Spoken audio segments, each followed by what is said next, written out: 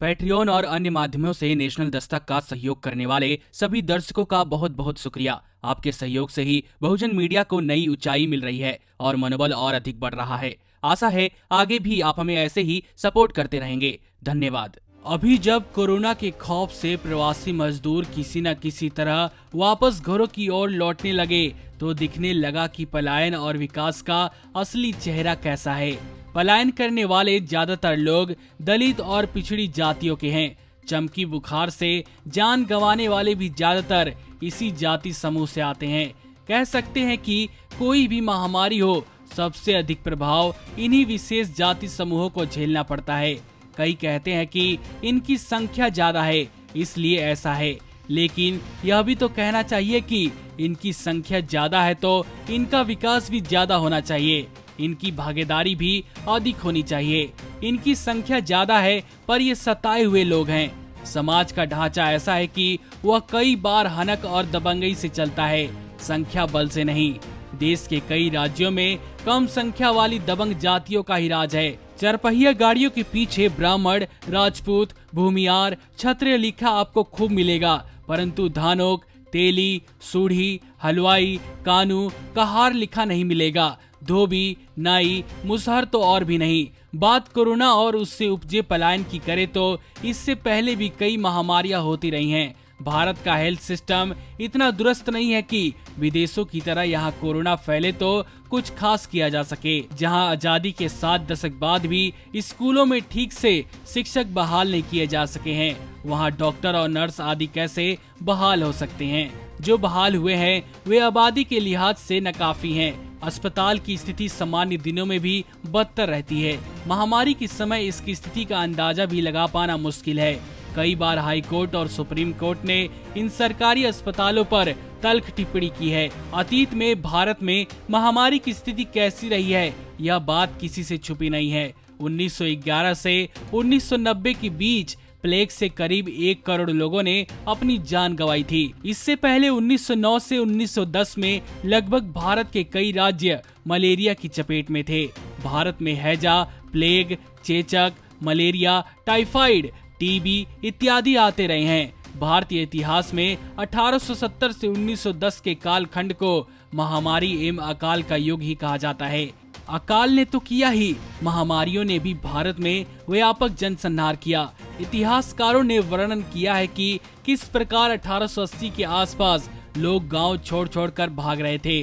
तब महामारियां गांव में ज्यादा फैली थी। सबसे भयानक कहर तो 1918 में इन्फ्लुएंजा ने ढाया। 6 महीने से भी कम समय में 6 लाख लोग इसकी भेंट चढ़ गए। प्रति 1000 आबादी में त्रिवार्षिक औसत मृत्यु दर जहां 1912 से 1914 में 29.5 थी और 1915 से 1917 में 33.4, वहीं 1918 से 1920 में वह 42.5 तक जा पहुंची। प्राकृतिक मौतों तथा अन्य बीमारियों से हुई मौतों को छोड़ दे तो सिर्फ प्लेग और इन्फ्लुएंजा से मरने वालों की संख्या 1911 से 1920 के बीच 10 लाख यानी बिहार उड़ीसा की कुल आबादी का करीब 2.5%। वर्तमान में अगर हम बिहार, उड़ीसा, झारखंड, छत्तीसगढ़ जैसे पिछड़े राज्यों की सच्चाई देखें तो सिर्फ 30% डॉक्टर और मेडिकल कर्मियों से सरकारी अस्पताल चलाए जा रहे हैं। हालत यह है कि लगभग सभी मेडिकल कॉलेजों की जमीन पर दबंगों का अवैध कब्जा है। न्यायमूर्ति डॉक्टर अनिल कुमार उपाध्याय ने जनवरी 2020 में हुई एक सुनवाई के दरमियान कहा कि राज्य में गरीब जनता के इलाज की सूद किसी को नहीं है। असर में बिहार की कोई एक बीमारी से ग्रसित हो तो कोई बात हो, हालत यह है कि इसके पोर पोर में जख्म है। इसका अनुमान इसी से लगाया जा सकता है कि सरकार आज तक सूबे में सरकारी डॉक्टरों की प्राइवेट प्रैक्टिस पर रोक नहीं लगा सकी। इसका दुष्परिणाम यह हुआ कि बड़े शहरों में कॉर्पोरेट स्टाइल के अस्पताल बन गए और इनमें गरीबों का इलाज मुमकिन नहीं है। गौरतलब है कि पलायन जाति से स्पष्ट तौर पर जुड़ा है। यह उच्च जाति के हिंदू जमींदार और धनी रैयत निचले तबक के लोगों के पढ़ने लिखने का विरोध करते थे। उन्हें इनका पढ़ना लिखना फूटे आंख नहीं सुहाता था। शिक्षा या पढ़ने लिखने वाले रोजगार जैसे शिक्षक, प्रोफेसर, डॉक्टर, इंजीनियर, वकील, पत्रकार आदि बनना अगड़ी जाति के लिए ही संभव था। अभी भी इन पदों पर ज्यादा संख्या में वह सब काबिज हैं। पिछड़ी जातियों में यादव, कुर्मी और कुशवाहा ही आगे बढ़े तथा मुसलमानों में अशराफ मुसलमान। वर्षों बरस तक भारत में यही होता रहा कि पिछड़ी और अनुसूचित जाति जनजाति के लोग काम की तलाश में बंगाल, मुंबई, पंजाब जाते रहे। मजदूर और गरीब रैयत सूदखोरों के चंगुल में फंस अपना सब कुछ लुटाते रहे। उनकी जमीनें जाती रहीं। लगान व्यवस्था को ऐसा कर दिया गया कि मजदूरों को साल में आधा समय बैठे रहना पड़ा।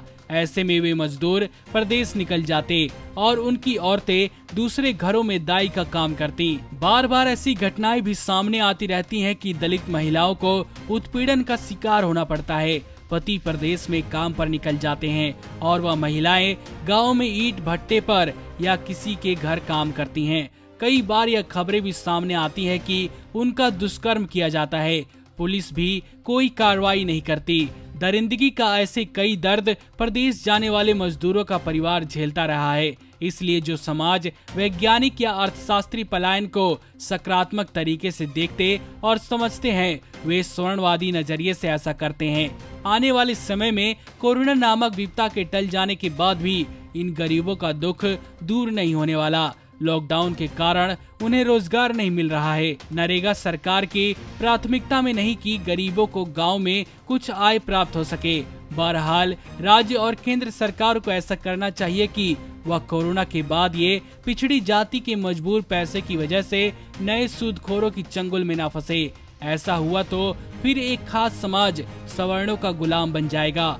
फिर गुलाम भारत की अंग्रेजी सरकार और आजाद भारत की सरकार में कोई अंतर नहीं रह जाएगा। नमस्कार।